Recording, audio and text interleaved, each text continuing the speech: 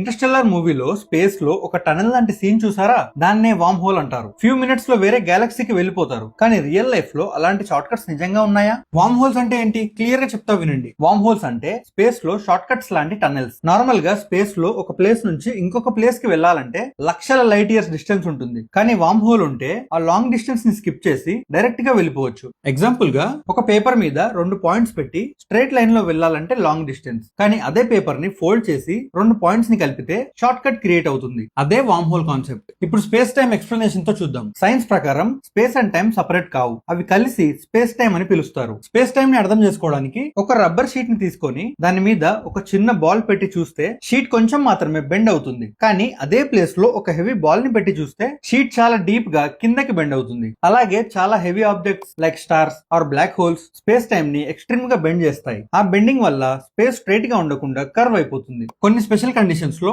ఈ bending tunnel లాగా form అయ్యే ఛాన్స్ ఉంది. అదే వామ్ హోల్ కాన్సెప్ట్. ఇప్పుడు ట్రావెల్ పాసిబిలిటీ చూద్దాం. సైన్స్ థియరీ ప్రకారం వామ్ హోల్ లో ఎంటర్ అయితే వేరే ప్లేస్ కి డైరెక్ట్ గా ఎగ్జిట్ అవ్వచ్చు. లక్షల లైట్ ఇయర్స్ డిస్టెన్స్ ని సెకండ్స్ లో క్రాస్ చేయొచ్చు థియరీ ప్రకారం. కానీ ఇక్కడ మెయిన్ ప్రాబ్లం ఏంటంటే వామ్ హోల్స్ చాలా అన్స్టేబుల్. అవి ఇన్స్టాంట్ గా కొలాప్స్ అయిపోతాయి. వాటిని ఓపెన్ గా ఉంచడానికి ఎగ్జోటిక్ మ్యాటర్ అని పిలిచే నెగటివ్ ఎనర్జీ కావాలి. అది మనకి నార్మల్ గా దొరకదు. సో రియాలిటీ చెక్ చూస్తే ఇప్పటి వరకు ఒక్క వామ్ హోల్ ని కూడా డైరెక్ట్ గా ఎవరూ అబ్జర్వ్ చేయలేదు. కానీ సైంటిస్టులు అండ్ ఐన్స్టైన్ ఈక్వేషన్స్ లో వామ్ హోల్స్ మ్యాథమెటికల్లీ పాసిబుల్ అని చూపించారు. కంప్యూటర్ సిమ్యులేషన్స్ లో కూడా అవి ఎలా బిహేవ్ చేస్తాయో స్టడీ చేస్తున్నారు. కొన్ని స్పేస్ సిగ్నల్స్ అన్యూజువల్ గా కనిపించినా కూడా అవి వామ్ హోల్స్ అని కన్ఫర్మ్ చేయలేదు. కాబట్టి వామ్ హోల్స్ ఇప్పటికీ థియరిటికల్ స్టేజ్ లోనే ఉన్నాయి. ఐన్స్టైన్ రిలేటివిటీ థియరీ వల్లనే ఈ కాన్సెప్ట్ వచ్చింది. కానీ మైండ్ బ్లోయింగ్ కాన్సెప్ట్ కదా. వామ్ హోల్ లో ఒక్క అడుగు వేస్తే మన ముందు వేరే గెలాక్సీ ఉంటుంది. సో వామ్ హోల్స్ అంటే ఏంటో క్లియర్ గా అర్థమైంది కదా. నెక్స్ట్ వీడియోలో మల్టీవర్స్ థియరీ గురించి తెలుసుకుందాం. ఈ వీడియో మన space and science explain series లో ఒక పార్ట్. నిఖిత్ టైమ్ కాప్సూల్ ని ఫాలో అండ్ సబ్స్క్రైబ్ చేసేయండి. ఇలాంటి కాంప్లెక్స్ టాపిక్స్ ని క్లియర్ గా ఎక్స్ప్లెయిన్ చేస్తా. ఈ వీడియోని షేర్ చేయండి. నెక్స్ట్ ఎపిసోడ్ లో కలుద్దాం.